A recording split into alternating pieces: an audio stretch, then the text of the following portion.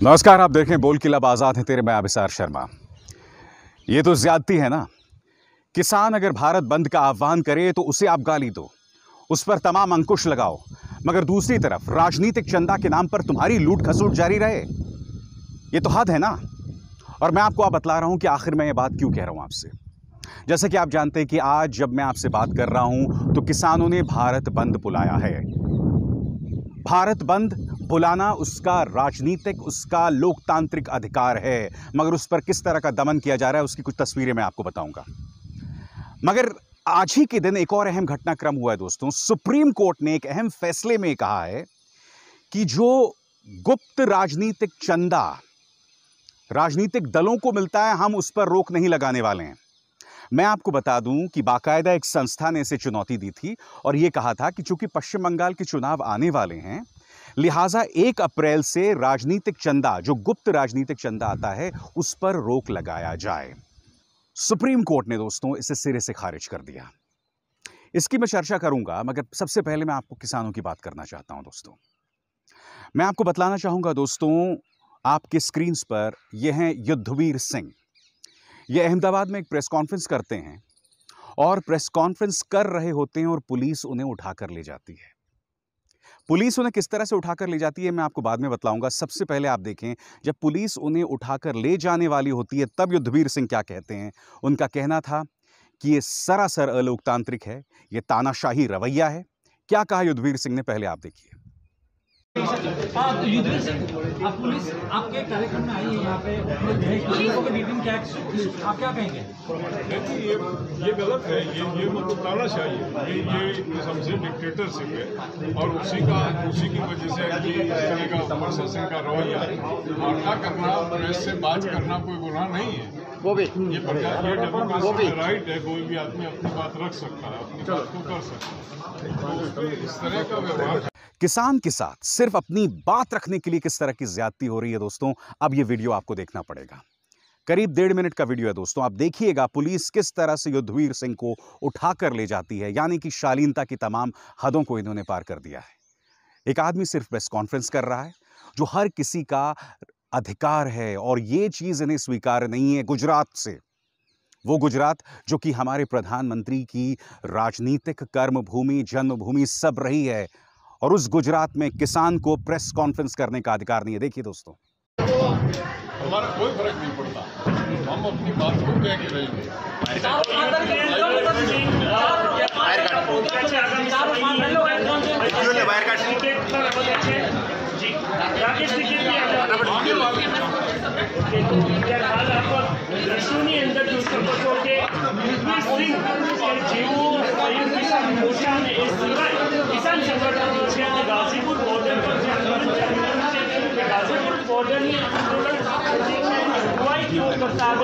એમની અત્યારે હાલ પોલીસ દ્વારા અટકાયત કરવામાં આવી છે। પોલીસ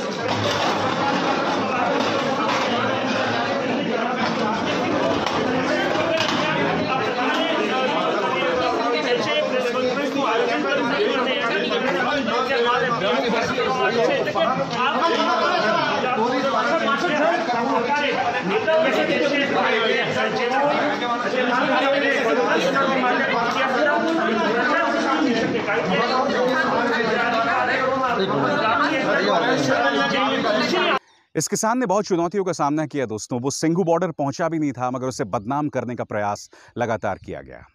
केंद्र सरकार सुप्रीम कोर्ट में कहती है कि हमारे पास सबूत हैं कि इस आंदोलन में खालिस्तानी है, और आज भी दोस्तों 4 महीने बीत चुके हैं। कितने किसान मारे गए हैं आप जानते हैं? 200 से 250 किसान मारे जा चुके हैं। किसी का दिल नहीं पसीज रहा है दोस्तों। मेरे जैसे कुछ पत्रकार जो हैं आज भी उन किसानों के लिए बोल रहे हैं, मगर सब खामोश हैं, सब खामोश है। किसी को इस बात की परवाह नहीं है। और ये वीडियो देखिए दोस्तों, आज सिंघू बॉर्डर का वीडियो है।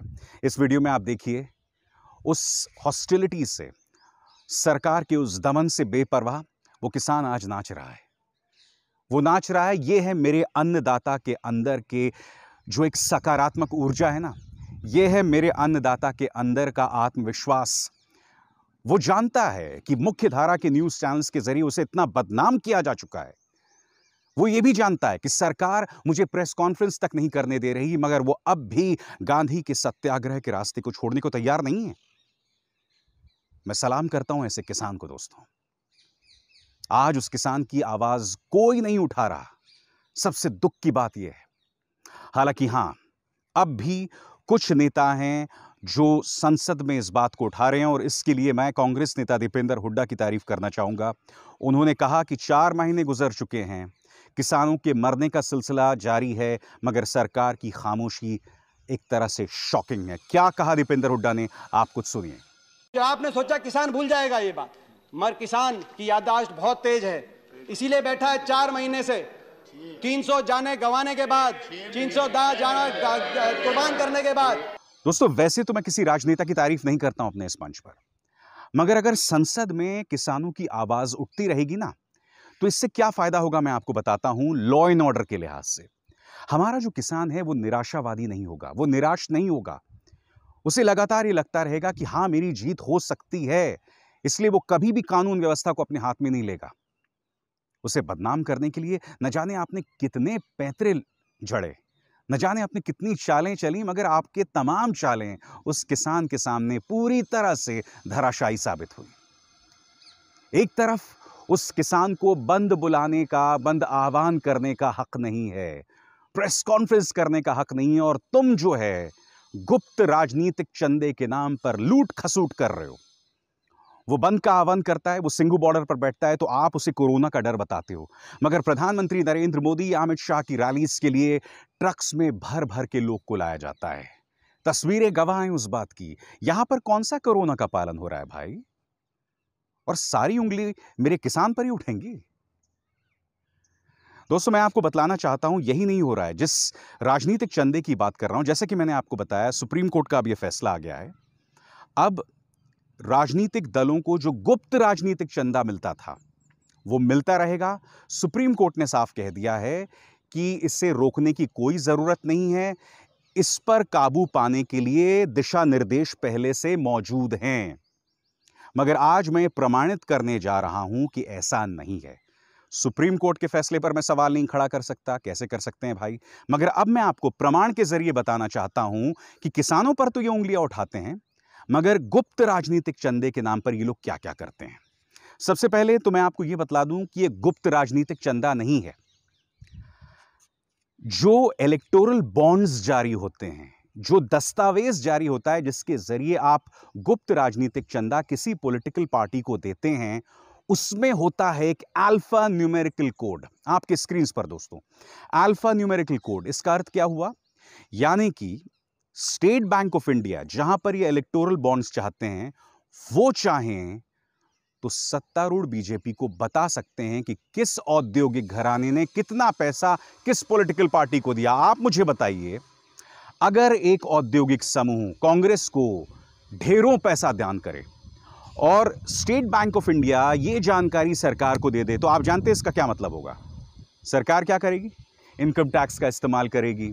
क्या करेगी? वो आईबी का इस्तेमाल करेगी, एनफोर्समेंट डायरेक्टरेट का इस्तेमाल करेगी उस औद्योगिक घराने को परेशान करने के लिए। ऐसे में आप मुझे बताइए, ये गुप्त राजनीतिक चंदा कैसे हुआ? तो किसानों पर तो सवाल, मगर यहां पर जो स्कीम आप 2017 में लेकर आए थे, उस वक्त के आम बजट के जरिए, उस वक्त के वित्त मंत्री स्वर्गीय अरुण जेटली जो लेकर आए थे, वो स्कीम अपने आप में उसमें ढेरों छेद हैं। अब बात यहां नहीं रुकती है। आपके स्क्रीन पर एक और अहम जानकारी। आप जानते हैं कि 2017 से लेकर 2019 तक जितना भी गुप्त राजनीतिक चंदा गया है, उसमें से 60% भारतीय जनता पार्टी के जेब में गया है। 60% बीजेपी के जेब में गया। अब मुझे आप बताइए, ये जो गुप्त राजनीतिक चंदा यानी जो इलेक्टोरल बॉन्ड्स है, ये बीजेपी को फायदा पहुंचाने का जरिया नहीं है तो क्या है? मैं जानता हूं आप कहेंगे कि भाई लोग कांग्रेस को भी दे सकते हैं, समाजवादी पार्टी को भी दे सकते हैं। मगर मैंने आपको अभी अभी बताया ना, ये गुप्त तो है ही नहीं। अगर कोई औद्योगिक घराना कांग्रेस को पैसा देगा तो सरकार को वो जानकारी पता चल सकती है। और यही नहीं, देखिए, जो सत्ता में होता है, जिसके हाथ में ताकत होती है, औद्योगिक घराने उसी का समर्थन करते हैं। यही वजह है कि बीजेपी को सबसे ज्यादा पैसा जा रहा है। और बात यहां नहीं रुकती है।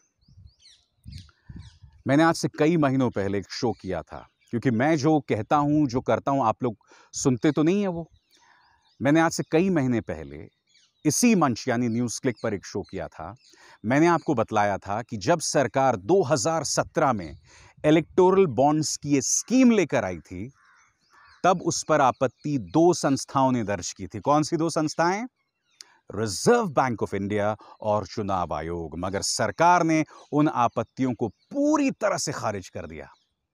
आइए मैं आपको दिखाता हूं, ध्यान से देखिएगा। आज से कई महीनों पहले मैंने वो शो किया था, आज उसकी एक एक बात सही साबित हो रही है।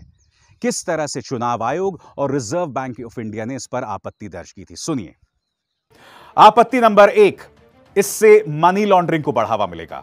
आपत्ति नंबर 2, भारतीय करेंसी पर, भारतीय पैसे पर भरोसा टूटेगा। आपत्ति नंबर 3, केंद्रीय बैंकिंग कानून के बुनियादी सिद्धांतों पर ही खतरा आ जाएगा। और रिजर्व बैंक ऑफ इंडिया ने एक और बात कही थी जो उसे कहने की जरूरत नहीं थी। उसने कहा था कि इससे चुनावी पारदर्शिता पर असर पड़ेगा, यानी कि जो हमारे चुनाव होते हैं वो ट्रांसपेरेंसी के साथ नहीं हो सकेंगे। सत्ता पक्ष के समर्थन में पूरी प्रक्रिया हो जाएगी। क्या कहा था मैं आपको बताता हूं।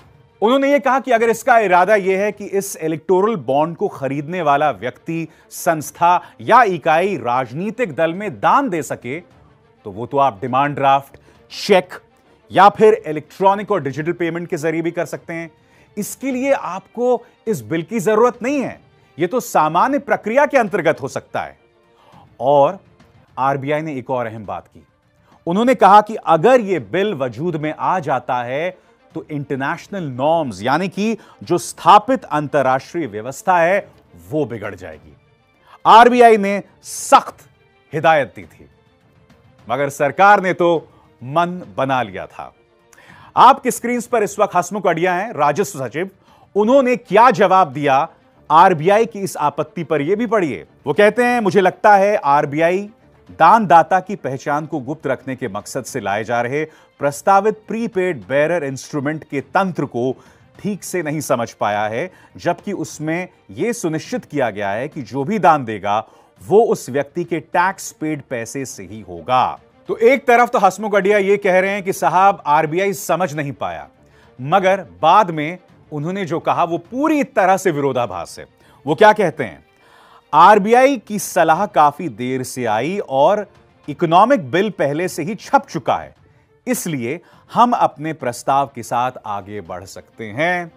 यानी कि पहले तो आप कहते हैं आरबीआई समझ नहीं पाया, बाद में आप कहते हैं क्योंकि इनका सुझाव बहुत देर से आया, इसीलिए हम अपने इकोनॉमिक बिल में इसको शुमार नहीं कर सकते। इसका अर्थ क्या हुआ कि आरबीआई ने जो आपत्तियां दर्ज की थीं, उसको लेकर मोदी सरकार ने कोई तर्क नहीं दिया, किसी भी तरह से गंभीरता से उसे संबोधित नहीं किया। अब अरुण जेटली ने भी इस पर जल्द हस्ताक्षर कर दिए। मगर क्या आप जानते हैं, गुनाह की शुरुआत तो हो चुकी थी, मगर इसके बाद जो गुनाह हुआ उसकी आप कल्पना भी नहीं कर सकते हैं। संसद में इसको लेकर सवाल पूछा गया। आपके स्क्रीन पर यह शख्स जिसका नाम है राज्यसभा सांसद मोहम्मद नदीम उल हक, उसने सरकार से एक सवाल पूछा और सवाल बहुत सीधा था। भारतीय चुनाव आयोग ने इलेक्टोरल बॉन्ड के प्रति किसी तरह का विरोध दर्ज किया। सीधा सा सवाल है कि क्या इलेक्शन कमीशन को इस इलेक्टोरल बॉन्ड की योजना पर कोई आपत्ति है? अब आपकी स्क्रीन पर वित्त राज्य मंत्री पी राधाकृष्णन है। इन्होंने क्या जवाब दिया? उन्होंने कहा कि सरकार को इलेक्टोरल बेरर बॉन्ड के मुद्दे पर चुनाव आयोग की तरफ से किसी भी तरह के विरोध का सामना नहीं करना पड़ा। साफ झूठ। अब आप मुझे बताइए कि इसकी क्या सजा दिया जाए? क्या ऐसे चलेगा लोकतंत्र?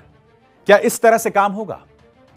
क्योंकि चुनाव आयोग ने क्या कहा, आपको इस पर गौर करना पड़ेगा। यह बिल संसद में आया 1 फरवरी को और उसके ठीक 4 महीने बाद यानी मई 2017 में चुनाव आयोग ने लॉ मिनिस्ट्री को एक खत लिखा। इस खत में उन्होंने क्या लिखा, मैं आपको बताता हूं। इलेक्टोरल बॉन्ड के जरिए राजनीतिक दलों को विदेशी सोर्सेस से संभावित अवैध चंदे को छिपाने में मदद मिलेगी। संदिग्ध चंदादाता फर्जी शेल कंपनियां स्थापित करके राजनेताओं के पास काला धन पहुंचा देंगे और पैसे का सही सोर्स कभी सामने नहीं आएगा। दरअसल चुनाव आयोग चाहता था कि इस बिल को वापस लिया जाए। न खाऊंगा न खाने दूंगा। और वो इसलिए कह रहा था वापस लिया जाए क्योंकि उसे लग रहा था कि इससे जो चुनावी पारदर्शिता है वो खत्म हो। मगर मैं आपको बता दूं कि उस वक्त चुनाव आयोग में इस सरकार के खास ब्यूरोक्रेट्स नहीं थे। मसलन सुनील अरोड़ा, मसलन सुशील चंद्रा उस वक्त नहीं थे।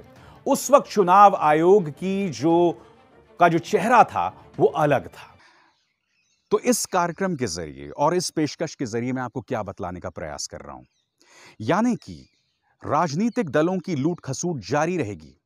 पश्चिम बंगाल के अंदर ये लोग जहर भी उगलते रहेंगे, पैसे का जबरदस्त प्रवाह होगा जीतने के लिए, मगर हमारा किसान जिसके लिए हर तरफ हालात जो मुश्किल हैं, वो अगर अपनी बात कहने का प्रयास करेगा तो उसके लिए इतने मुश्किल हालात पैदा किए जाएंगे। अब मुझे बताइए ना, समानता का या बराबरी की बात कहां है ऐसे में? बताइए। एक तरफ किसान है और दूसरी तरफ सरकार का दमखम। बोल के लब आजाद है तेरे में बस इतना ही। अभिसार शर्मा को दीजिए इजाजत। नमस्कार।